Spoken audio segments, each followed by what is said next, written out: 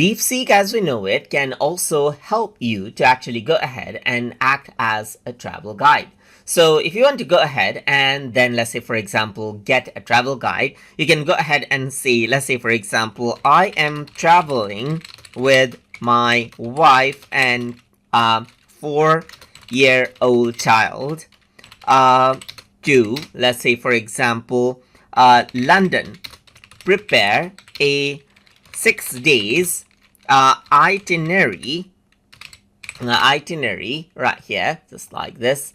6 days itinerary for us to have a good family time. So if I were to go ahead and, let's say, for example, send this out, then what happens is that it'll take in the prompt that I actually gave, and then what it'll do is it'll prepare out a plan for me accordingly. So you can see that it is processing right there. So you need to go ahead and wait for a while, and it says here is a 6-day family friendly itinerary for trip to London with your wife and 4-year-old child that balances iconic landmarks, child friendly activities, and relaxation. So let's see the day 2, for example, and it is still generating, as you can see right here. So it says in the day 2, it says in the morning, visit the Buckingham Palace and the changing of the guards, check schedule in advance, and walk through St. James Park and feed the ducks. Afternoons, it says take a ride to London Eye for stunning views of the city and book fast-track tickets to avoid long queues.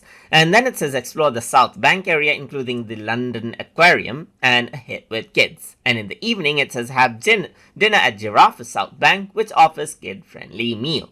So this is how you can see that an itinerary has been actually created, just like that. So that is how you can go ahead and work around and get travel guide from DeepSeek as well. So I hope you guys learned something as always.